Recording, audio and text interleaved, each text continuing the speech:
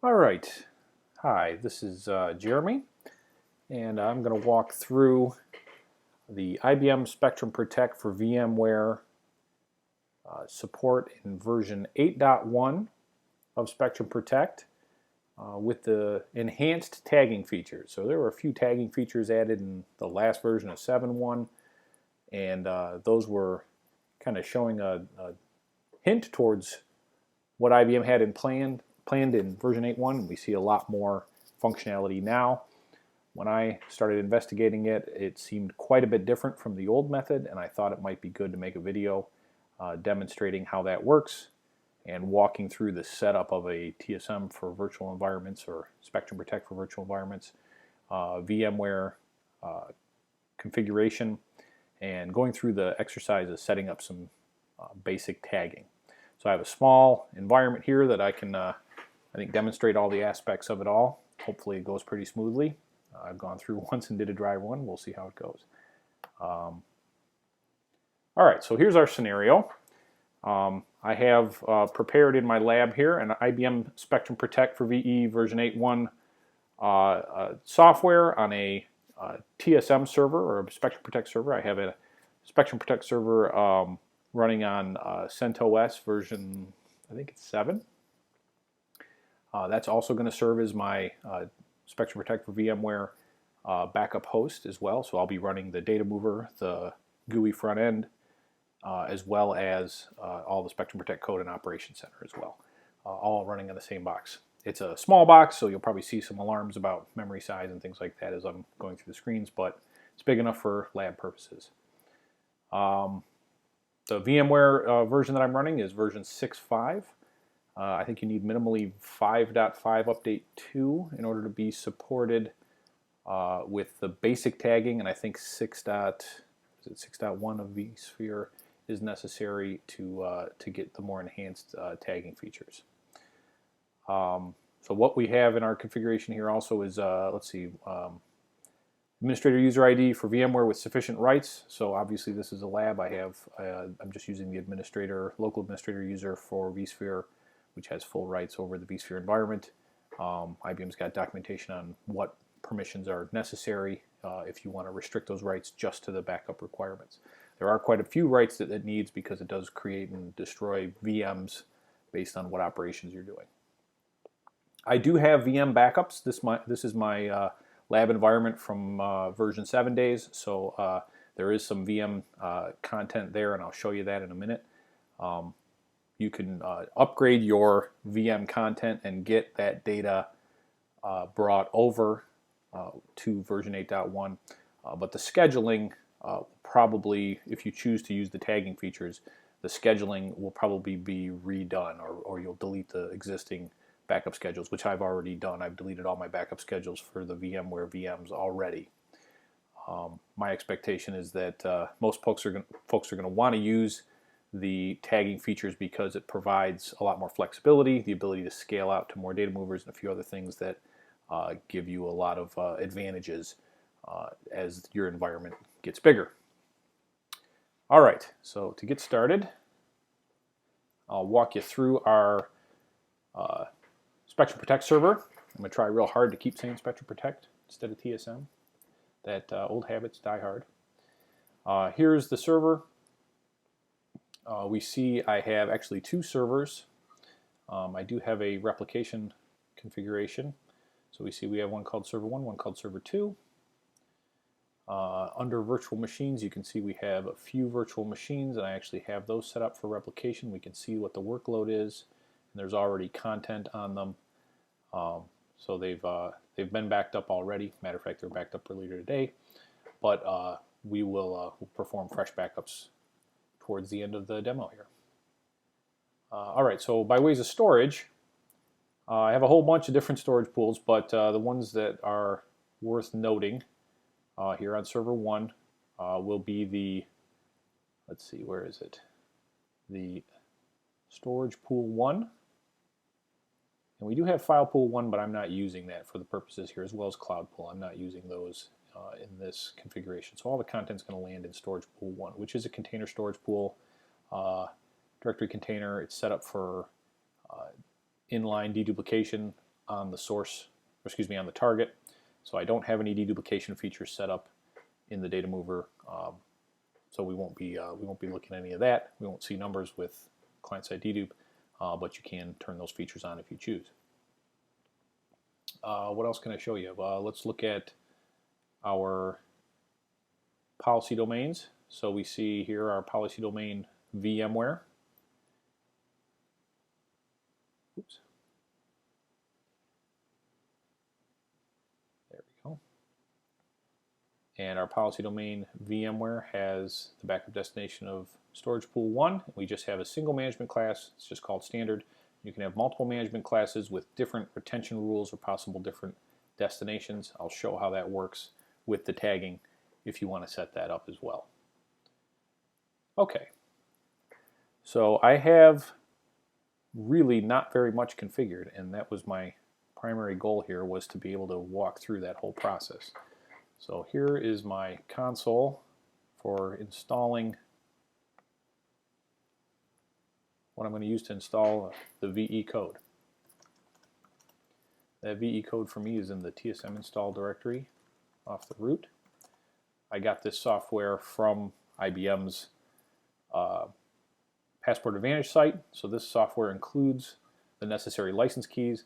IBM has rebundled this software to include all the necessary componentry to perform backups. So in the earlier versions, it was necessary to download both the Spectrum Protect client or TSM client and the TSM for VE or Spectrum Protect for virtual environments code and install them both on that primary VM server. You no longer have to do that. All that software is bundled in the Spectrum Protect software bundle that we have right here. So I don't want to do the server. I want to do VE. There it is. Oops. All right. Let's try installing the let's try installing VE as opposed to redoing my server.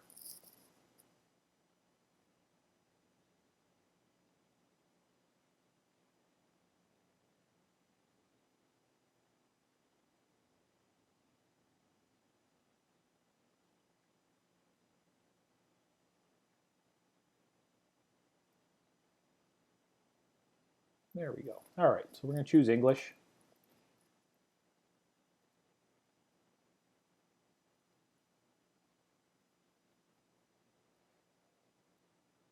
This just tells us what's going to happen here. We're going to hit enter to continue. I'm going to press 1 to accept this license agreement. I'm not going to bother reading it.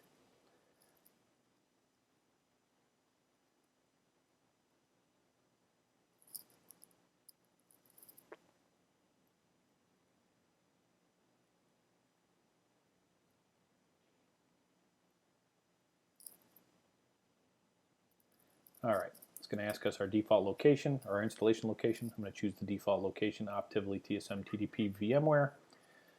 That'll go in basically where all the other Tivoli software already is installed on the box. Okay, so here we go. We see we have 3 options to pick. An important thing to remember here is you got to choose them all together at once. So you're going to put a comma separated list of these options. I'm going to install everything, 1, 2, 3. And that will install all 3 of the packages, documentation, as well as the data mover and the GUI. So the data mover really is basically Spectrum Protect client, but that's now bundled in this package, like I was saying earlier.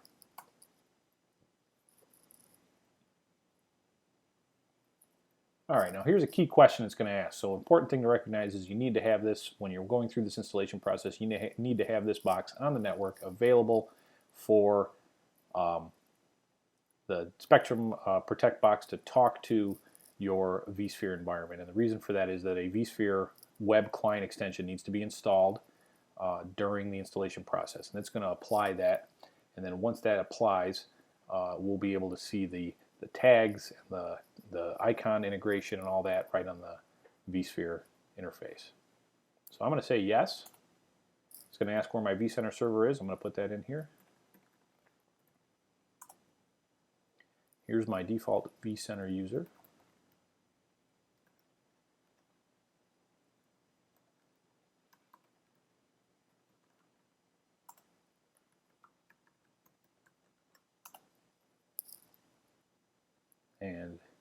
If it's successfully able to talk to vSphere and it's successfully able to insert the extension, we'll get a message here telling us so in a moment.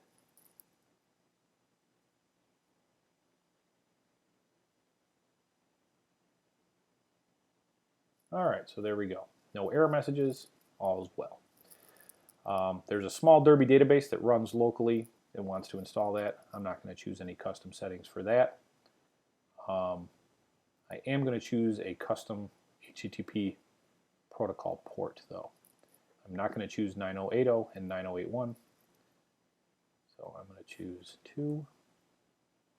And all this stuff I'm going to choose basically as the default, and I'm only changing the HTTP port.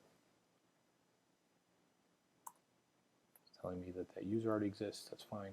That user existed from my previous installation.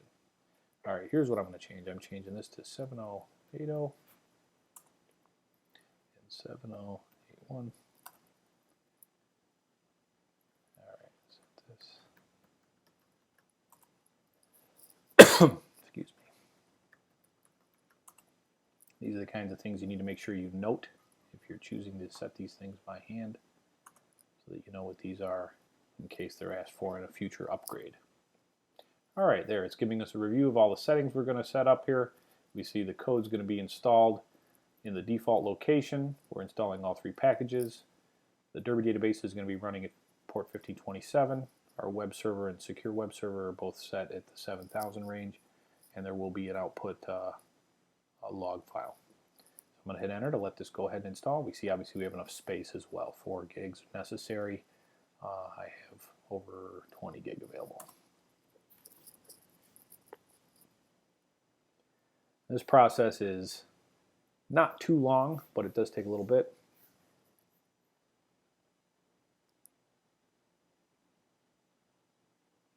All right, so there's our installation. Completed successfully. That's a good sign. If we wish to, we can go through and review the log, which was located up here, if we want to see what happened, but since there's no error messages, I'm not going to go do that.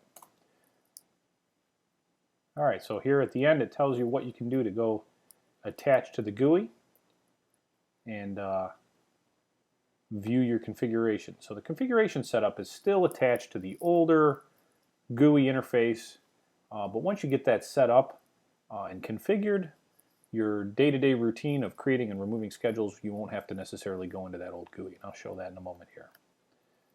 All right, I'm going to hit enter to get out of the installer. And once the software is installed, there's that initial configuration that we're going to need to do. So that initial configuration is basically the setup of the relationship of the TSM or Spectrum Protect nodes inside the Spectrum Protect server. If I log in real quick here,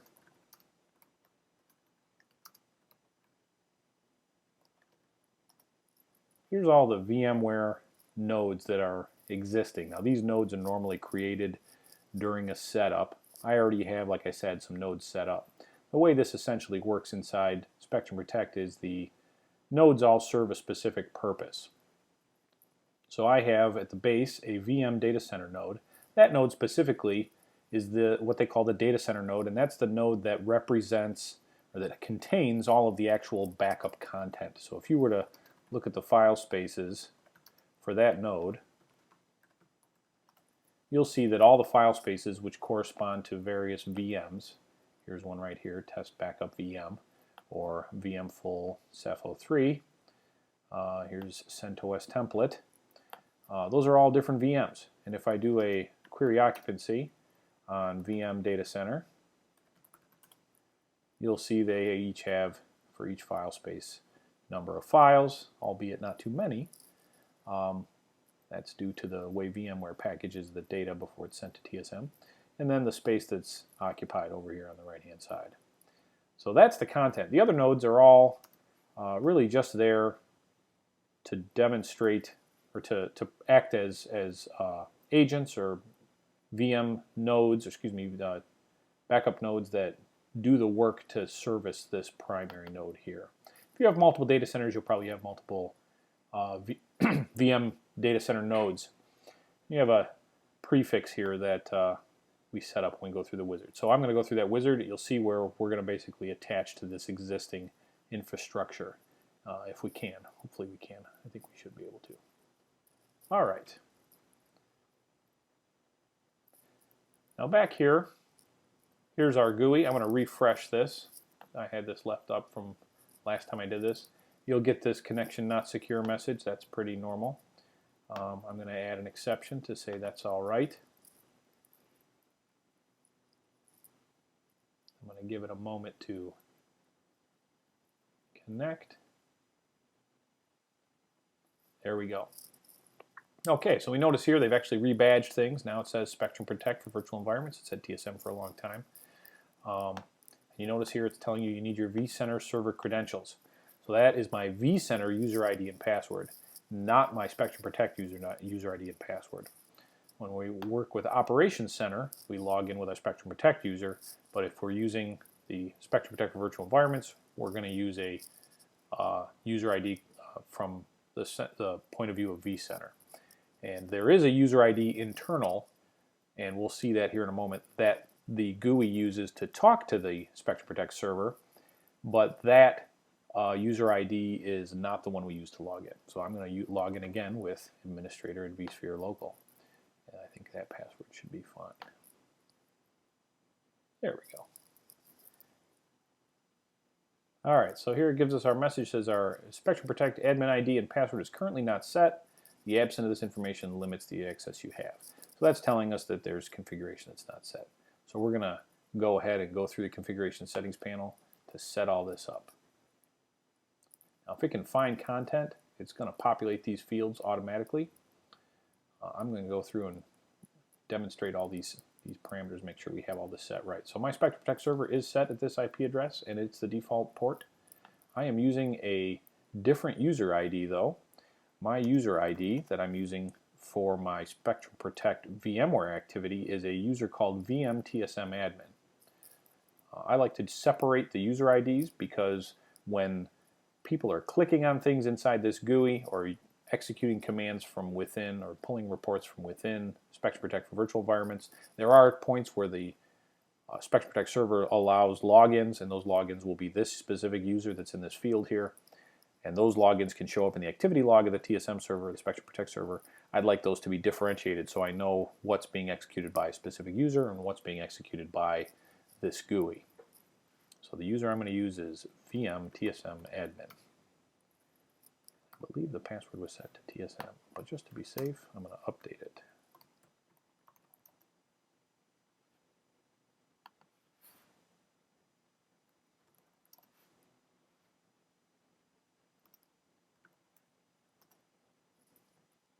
There we go.